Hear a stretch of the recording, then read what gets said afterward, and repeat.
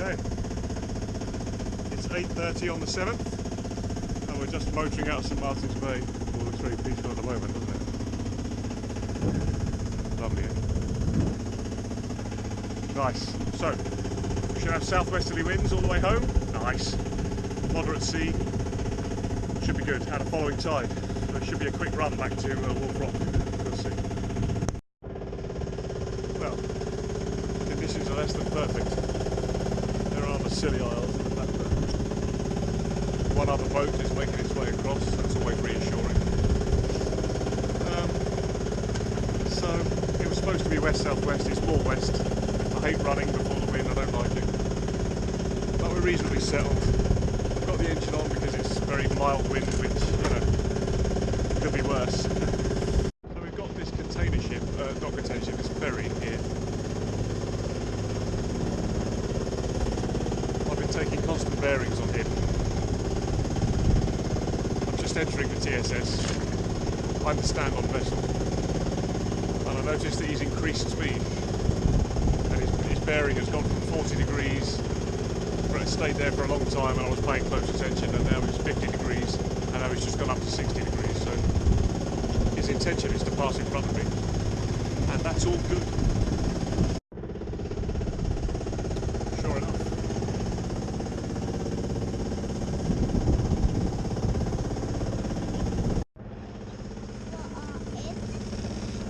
All sorts of things. So we're diverting to Penzance, fuel, and well, Newlyn actually for fuel, and because Greener wants a break. That is Wolf Rock, which we've been able to see. We've been able to see that since probably an hour after we left the Scillies. Very good viz today. So we knew where we were going the whole time. We just popped out of the TSS then, no problems again. I wish the bloody wind would make its wind up. I get no luck at all with this stuff, you know. We've had a horrible following wind and following sea, and the sails won't set on one side or the other, and of course, because the autopilot's broken, I can't leave the helm here or not for long. So I've just got to tough it out. Sails are flogging a little bit. The engine's running, of course, because it's always bloody running. Feeling a bit sick to death, to be honest with you. However, we are on our way. We won't be long. Well, there's the coast of Cornwall. Penzance is just around the corner. The sea state has improved a bit. It's not quite so lumpy around here. We've still got a west wind when I was promised a southwesterly, and it's still only about 5 knots when I was promised 15 knots. So I'm a little bit disappointed that we've had to run the engine all day long. Oh god. And of course it's been a slow trip, slowish. Luckily I got the tides right, because that would have been absolutely arduous otherwise. Yeah, TSS cleared, no problems. We've had lunch on the go, despite the fact I've had to steer and do lunch at the same time. Creed's been an absolute star. She's helped with that and everything else really.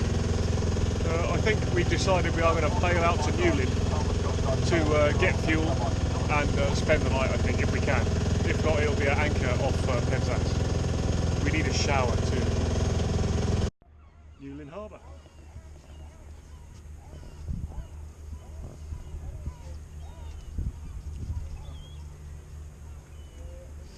Which is a lovely little harbour. Obviously very well protected, which is nice. Fuel only in cans, not on a hose.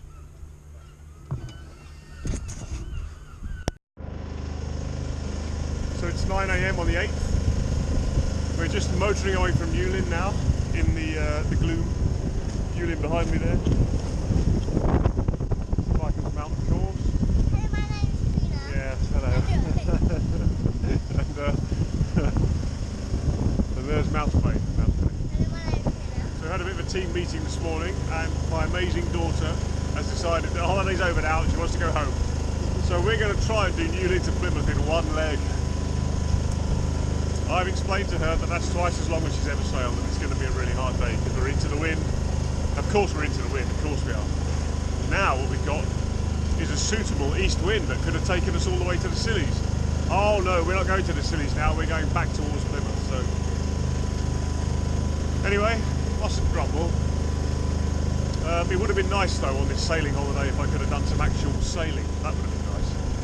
We've motored pretty much everywhere. Thank God for that fantastic little 10 horsepower engine in there. Thank God for it. Alright, that's it. Update you later. Change of plan then. So my port of refuge from Newlyn to Plymouth was Helford, and we've diverted to that now because the weather's come in. I knew the wind was going to pick up a little bit, and it's actually not that windy, but the sea state has picked up a lot. So I've just got the foresail out, making reasonable progress. We've probably got about another half an hour to run and we'll be in Helford there tied up. And then we'll have to reassess for tomorrow, but the weather forecast keeps changing, and the bad weather seems a bit more compressed and a bit more over the weekend, so we might get to make a bit of progress tomorrow. We might not. It's horrible out here at the moment though, I'll tell you that. Well, it seems my luck is holding. We've made it to Helford, where the moorings officer has very helpfully pointed us onto a visitor's buoy that will be reasonably calm for the next few days. Let me show you what the next few days has in store. This is predict wind. Unusually it seems to agree with all the other models that I've been looking at.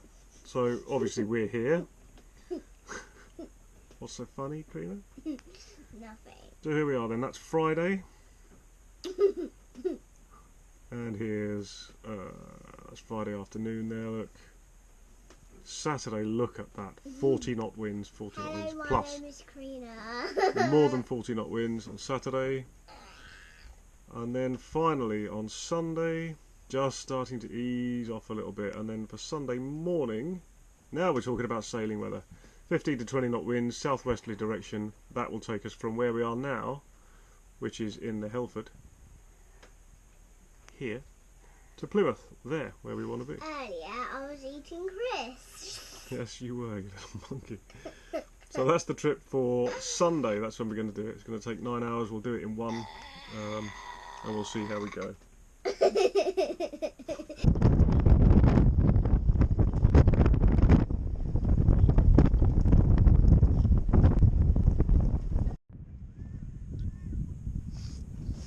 7:30 on the 11th of August. The wind has abated considerably. There's still a bit of a breeze there, and for once it's southwesterly or west southwesterly. I've checked the forecast from 3 sources about 6 times. This is what it's going to be, which is great. I mean, this is great. If it actually does this, if we get sort of 15 knots from the southwest, or even west southwest, or even west, it's all good. We can get home quickly. We are doing a run today straight from Helford to Plymouth. A cautious sail plan today then, all the reefs in the main. We're going to be sort of pretty much downwinding anyway, so all about the head sail today. We'll see if the wind actually does what it said it would. So I'm glad I started with a conservative rig this morning. You know, it's not super windy, but the sea is lumpy as you'd expect, having had a couple of days of really high winds. But it makes it quite hard to hold a course. It's hard work. We're doing very well though. There they are, look! Oh wow! Oh yeah! See them? It's like our final little treat before we get off the boat, look! They come to say goodbye after they've seen us for 2 weeks almost.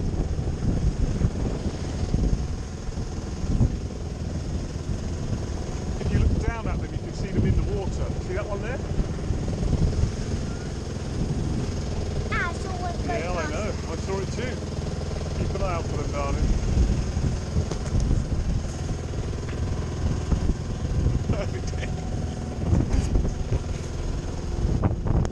Well, here's the roundup then. I did it. The mission this year was get to the Scillies and back, and I did it. I not only did it, but single-handed and with my daughter. Lessons learned then. I really dropped the ball with the weather this year. I did the research I could do, yeah, one way and another. The high winds at the end of Monday really caught me up. Now, the boat was never in any danger. It can cope very well with that kind of seas and winds, no problem at all there.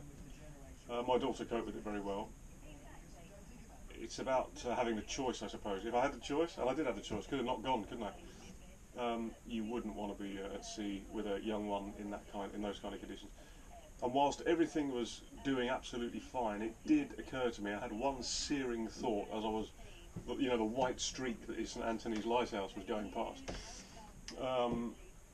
If at that moment I had lost steerage, or had some other failure that had left me unable to steer or, you know, propel myself, I'd have been in serious trouble there. Not me, of course, my daughter.